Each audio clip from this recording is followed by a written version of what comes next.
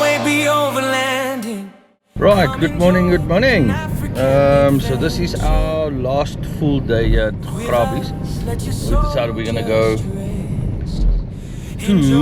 Riemvasmaak. And yeah, so we're off to Riemvasmaak, and then I will Vasmaak you guys to the roof when we get close to the gravel road that goes to Riemvasmaak. And yeah, share the road with you guys on towards Riemvas. Apparently it's everybody here, they say you have to have a 4x4. So we'll see. All right, we'll see you guys on the road to Riemvasmaak. So we kept on driving from Grabis all the way through to Kakamas, crossed over the Orange River. By crossing over the Orange River, we then turned left onto the gravel road from Kakamas to Riemvasmaak. We then followed the road until we got the turn-off stating Riemvasmaak, where we then stopped, and I've then placed the GoPro onto the roof, and yeah, let's enjoy the road to Riemvasmaak.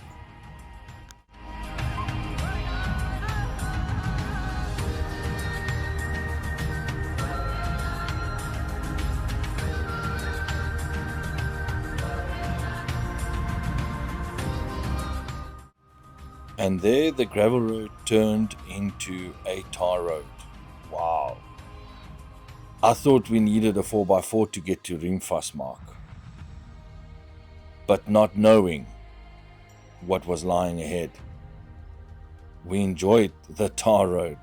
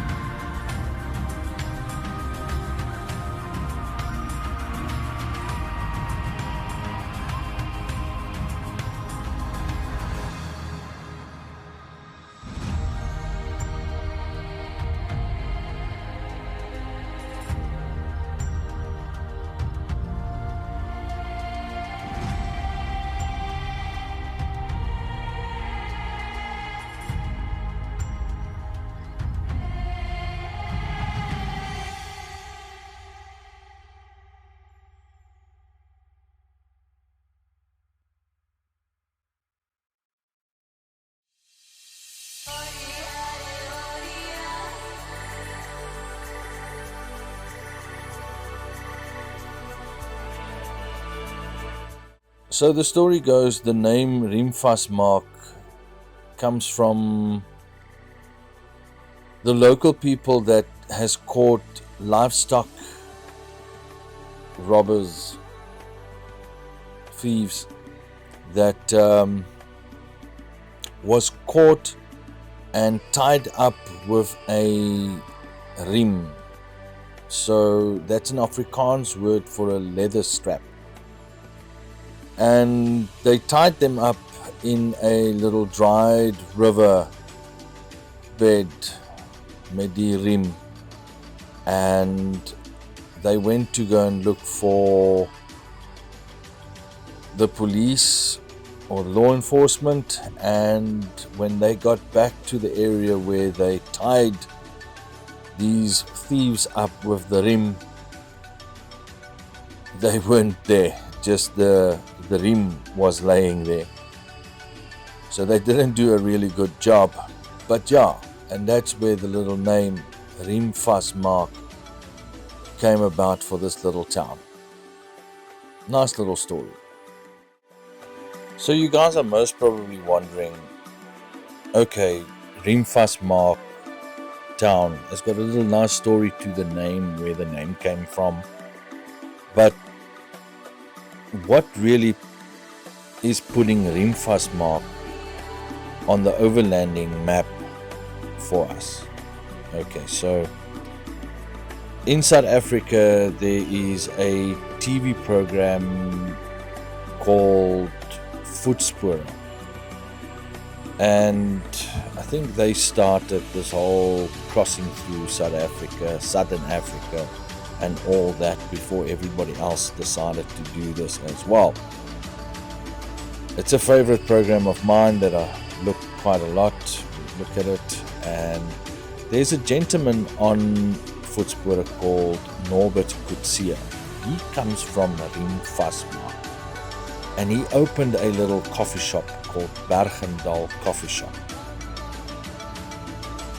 We unfortunately bypassed the coffee shop and everything like that, and we are on our way to the hot springs. That's the second spot, or the second part of why Riemvasmaak is on the Overlanders map. And yeah, come with us, come and have a look at this hot springs that we are on our way to, and that is where you'll see you need maybe a high-rise vehicle or 4x4. So you've seen where we've stopped now here at 4 gentlemen that are selling beautiful little colorful rocks.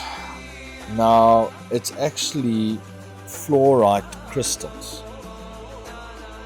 mixed with quartz, and the colors are normally, or the famous color is the Riemvasmaak fluorite, that is a green shine to it and that.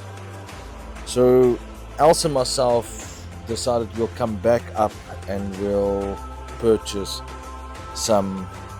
The natural ones are usually green, purple, greenish, or a clear quartz.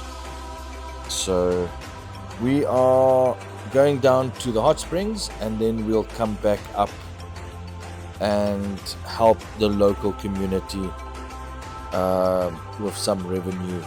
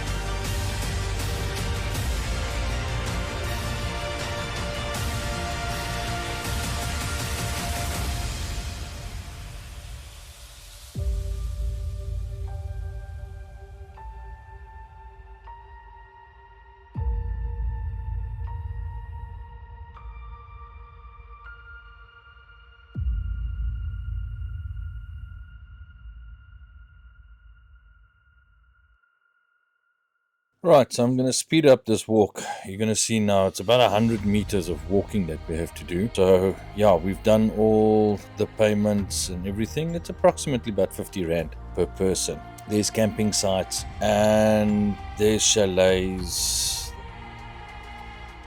It's actually the camping site down at the bottom there. All right, quite nice and close to the hot springs. So while we were walking, we had some juvenile Verreaux's eagle flying above us. I was trying to look if I can get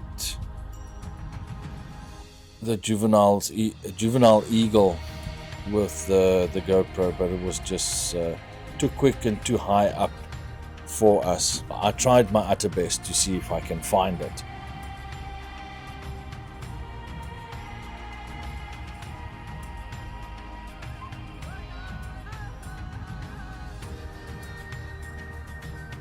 While we're walking here, we saw it for a second time, and I actually saw where it went to land. And but yeah, unfortunately these action cameras don't have a good zoom. It came across there, it went into this darker patch of rocks there in the middle now. That's where it landed, but you just couldn't see with the GoPro where it is. And so we're approaching the first hot spring, the hot one. There is a little video about it. There was people in there when we got there, so I skipped it and we went to the second one. And we had to put our 4x4 gears on here to get there. At the end here, I switched off the camera. I needed to focus and have both my one arm on this little staircase, otherwise it would have been a major accident. Yeah, have a look. So there's the stairs. Would have been an accident and a half. So you go through all these reeds and then we come across the second pool and that. Guys, just have a look at this little thing. I'll take the camera now and show you. Alright, so we are now here at Riemvas. We've gone to and choose the cold water option. Els has met two people from Belgium as well, so we had to go all the way here to Riemvas for her to meet the people. But here's the cold little pool. Zo de beweging. Ah wel, ik doe dat hier ook zo. Dat links van een beetje aan bewegen. The little waterfall that's falling over there. I'll show you guys now. Ja, heel fijn geweest.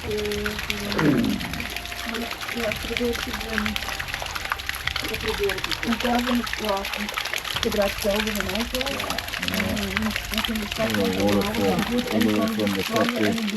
Your view out of the swimming pool, basically. Ik kreeg op mijn telefoon door uw bewegingspatroon is sterk gewijzigd de laatste weken.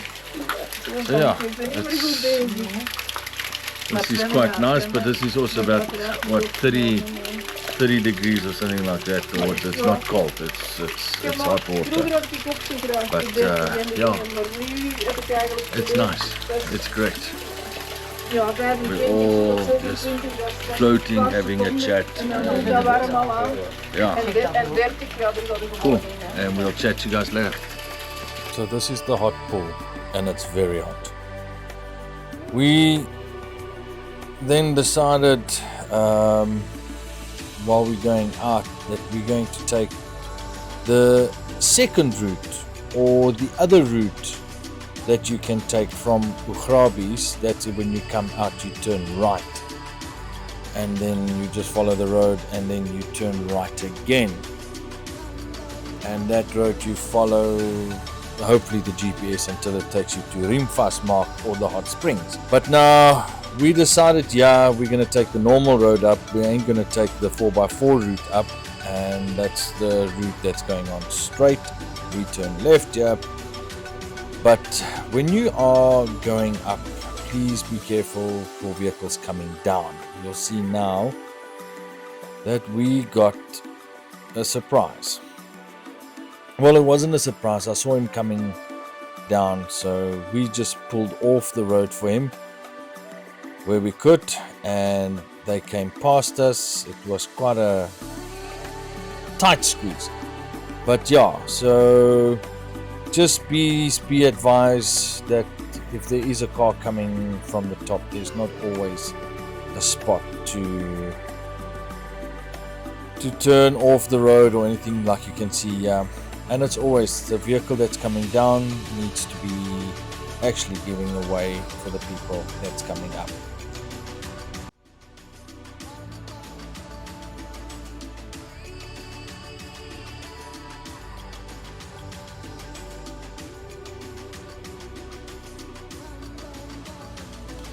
I would say the second route, if you don't want to go through the little town of Riemvasmaak, is, for me, it was the nicer option, if I can call it that. Scenery wise, with the landscape, was remarkable. It was epic. I would do this road over and over and over again. It's really a beautiful road. Well, you need a high-rise vehicle. In rainy seasons, I would, if it rains in the Northern Cape, I would suggest a 4x4. But it's really, scenery-wise, it was absolutely gobsmack. So enjoy, guys. It's gonna be on a little bit fast forward, so that I would love to share all the video footage that we've got of this road, but I can't. It's just too long, and I basically forward or speed up the editing speed so that you can see some of the road, and yeah, just enjoy it, enjoy the music with it. And there's one more stop before we get to, before we get off this road, that we'll see each other now again. All right, just enjoy the road.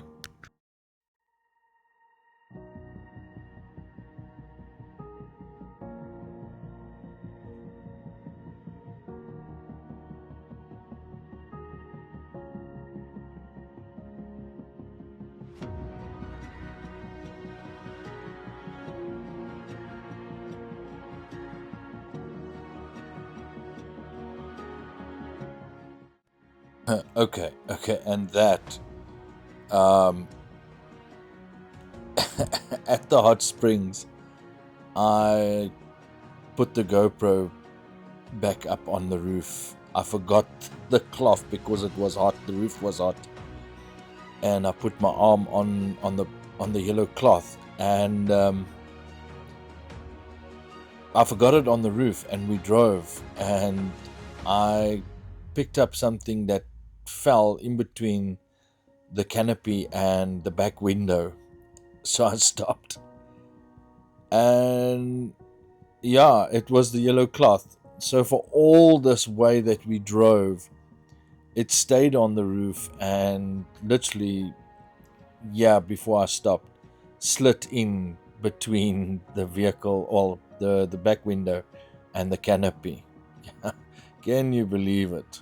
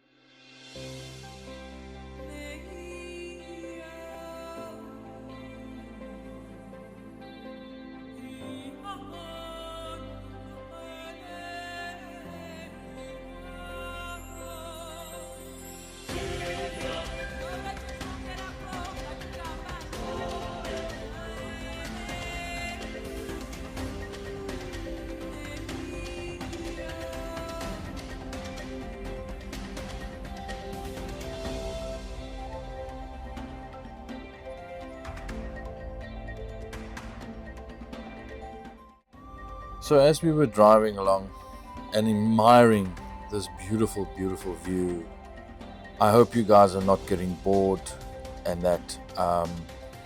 But yeah, we came across the GPS telling us that we have to turn left in front, and we came across this massive, massive heap of what they would call pink fluorite.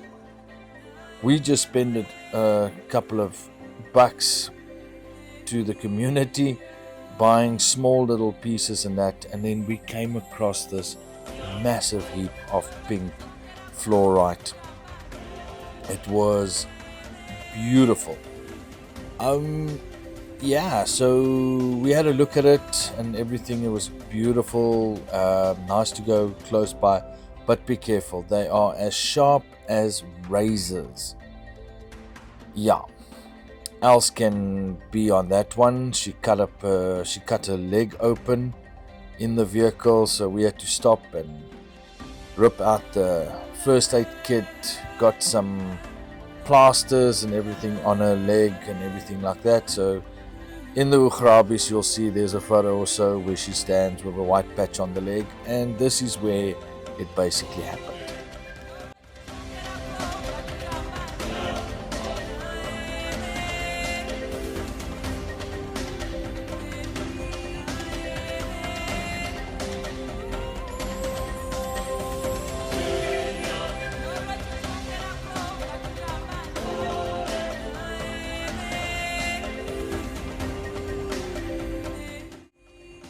And over here is where OAB's first aid kit was ripped open for the first time and being used.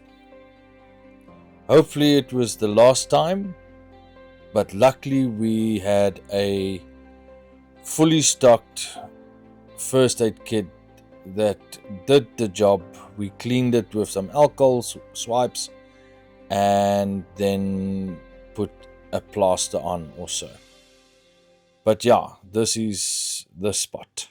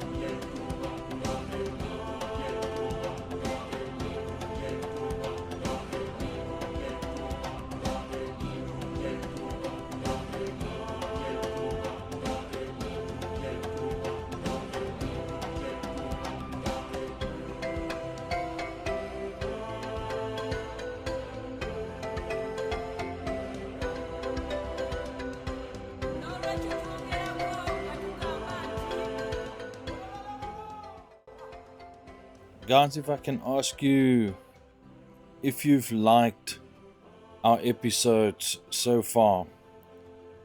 We still got the Kgalagadi to go on this trip, and that would be in the next episode. But please share, like, subscribe. It helps us, and we really thank you guys for your support.